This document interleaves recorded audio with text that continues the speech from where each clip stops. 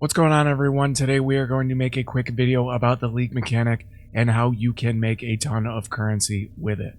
Now, the League mechanic was pretty strong before the rework and buff, and now it is really, really strong. So we could go over ways that you can really take advantage of it. Now, there's two parts of the League mechanic. One is the crafting and the other is the map juicing. All it does is when you put a map in, it's going to give you a list of mods you can put on a certain group of enemies. The gold modifiers are the positive ones. These are devoted ones, the ones you want, and the other ones make certain monsters stronger. They put this in order of highest density to the lowest density. So obviously the really good mods you want to drag and drop on the best or the most abundant of the monsters. So 6% chance for these monsters to drop additional orb of fusing. That's pretty good. Huge quantity bonus right here. Gonna put that up here. And then alteration is last. And then these aren't too bad. Hinder enemies on hit with spells. Sometimes it can be a crazy crit multiplier or something like that. You want to put those near the bottom. Now, for the Atlas passives for this, you are going to want to take these nodes down here, namely these two. This one is going to make the Lantern of Aramor a tier higher, the Haunted modifiers. That is the good gold modifiers, and all the other modifiers, they're going to be a tier higher. So they're going to be better, and this one just gives you a 30% chance for those gold devoted modifiers. I also go up here and take this one. Haunted pack leaders and maps have 50% chance at rare, 50% chance to spawn tormented spirit. We collect a corpse in your map, and this is just going to generally, with the small passives, increase the chance that you drop embers of the allflame. We'll go over those in a second. So this is why, if you've noticed that the price for maps is very high this league, because people are basically just constantly putting in maps and fishing for the best gold and devoted modifiers that they can put on a map. Now, it's pretty easy to see why if we go over to the POE DB and we look at the different mods that you can have. There is quite a few divine ones. 5% chance to drop additional divine orb, 3% chance on the tier. We take the 1 node, so we'll never get the tier 1 of this. It will at least be level 2 because of that Atlas passive node.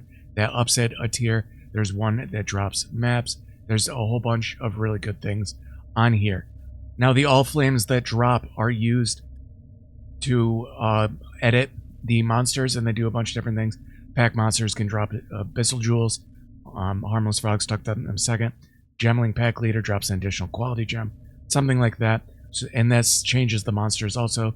So say I want a bunch of quantity, and I want those to drop abyssal jewels. I can put an allflame on there. It changes the monster, and now these pack monsters are going to drop additional abyssal jewels.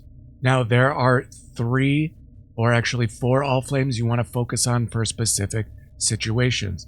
Certain situations that the rarity items that drop with rarity are converted to something. So dropped items with rarity are converted to scarabs. Dropped items with rarity are converted with maps, or dropped items with rarity that are converted with divination cards. Remember, maps are worth a lot this league, so this is very nice for getting a ton of maps, especially if you want to just kind of fish for those specific, really good devoted mobs.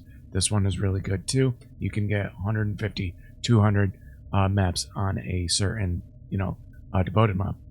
Now, for the dropped items with rarity are converted to something, what you want to use is something that drops a lot of rares, namely something like the anarchy ones, which are going to give you rogue exiles. So this one, pack is composed of rogue exiles, so you would drag that on the highest pack density monster. You can see these alpine devils have a pack density of high, so you would want to move that modifier up to them and then drag and drop something like that. Something else you can use is the meat sack one. This is going to give one monster that is basically a guaranteed pop of items. I would save this one. The rarity conversion, I would use the anarchy ones because they are a little bit more common. The meat sack ones are a little bit more rare, it seems so far in my experience, so I'd use those for that. Now, another one that's really good for the rogue exile anarchy ones is the drop jewelry is converted to something. So obviously don't use them on something like jeweler's orbs, but things like divine orbs and exalted orbs, I would absolutely use one because the rogue exiles drop a lot of jewelry. Now, the next one is the flat chance to drop something. namely something like a Divine Orb, 4% chance, 5% chance to drop an additional Divine Orb. These you want just flat pack size, and what you're going to use those is either frogs or rats. Frogs right here, pack monsters are harmless frogs. You can see their pack size is 16 to 21. They do not have a low variant. You can see in this one, even though the pack density is high, the pack size of these monsters is 6 to 16. So you can get as low as 6 or as high as 16. This one is 16 to 21. So you're always going to get at least a pack size of 16. Same thing with the rats. They also have a 15 to 19, not quite as good as the frogs, but still a much less variance and a higher number than this. So you would drag whatever it is. See, this has a flat chance of fusing. You could drop the rats on this. Though I don't suggest using up your rats and your frogs on your fusings at all. Wait till you have something like Exalted Orbs or Divine Orbs, namely. Now you're going to be getting a lot of allflames, especially if you're using the increased chance for the Haunted Modifiers maps to drop the allflame. So don't be afraid to use some of these on the things that have, increased quantity or, increased quantity of items dropped. Like you saw me do. You can just put, some Karui tattoos on there, try and get some extra tattoos and stuff like that. You'll have plenty of these. I don't use them as much as I should, so you can literally see I have a stash tab that I am currently filling up that I need to start using them and start practicing what I preach. Now, it's always good to have some of these allflames like the rats, frogs, and the meat sack and the anarchy on deck whenever you have them, and you can buy these on the trade website, or you can just farm until you get them.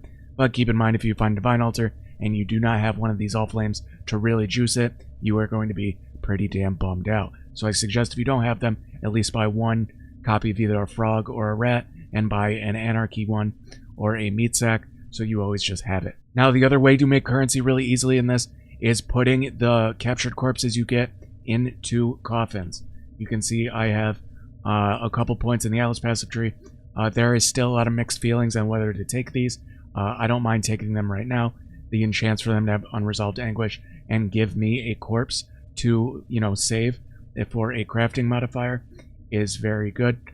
This has a 25% chance to leave an additional corpse, as well as I take this 1 point up here to give me another 4% chance to get those corpses. Now, if you are really good with the mechanic and crafting, there's a solid chance that I have to ask you why you're watching this video, because you probably know more about the game than I do, and I am decent at crafting at this point, but I still would rather just sell the corpses. How do you do that? Well, once you collect the bodies from the maps, you can literally view the Necropolis morgue, and you can put them into a coffin. So say if I wanted to, sell this explicit modifier, I can just literally put it in a coffin from this panel right here, and I can put this in to the stash and trade it. Now, how do you know what modifiers are worth it? Well, if you go to POEninja.com, you will be able to get the coffin link right here. And what that does is it says the current value of certain collections and certain corpses. So you can literally just start getting a feel for what is worth it. So you can see create an experimented weapon is the highest valued one. And then as you move down, I have not found one of these yet. This must actually be pretty rare. I've run quite a few maps at this point. But you can see, chance for speed modifiers, resistance modifiers are scarcer. There's a lot of mid-range ones you're going to find plenty of. So you can just double check which ones are worth it as you are collecting them. And that's basically it, guys. There's probably a couple things I missed. People are probably going to find even better strategies. It's pretty straightforward. It's not that complicated. And you get to just mindlessly run maps while you do this. Now, the really big sweats, what they are doing is they are buying maps in bulk, or, you are getting the conversion to maps on the device, and they are just literally fishing, putting maps in until they get the good mods. I am not up to that level of sweat or tryhard. But maybe one day I will be once I get a bunch of maps saved up. But let me know in the comments, guys, if you've been doing this, if there is something that I may have missed, or that's something you like a little bit better. And make sure you like, comment, and subscribe. Helps my channel a lot. Even just a like means a lot. And also get followed over on twitch.tv/SafeOnTalk and get followed over on the Discord. Those links are in the description, and I usually pin the comment for that. So go out there and make some currency, guys, and we will catch you on the next one.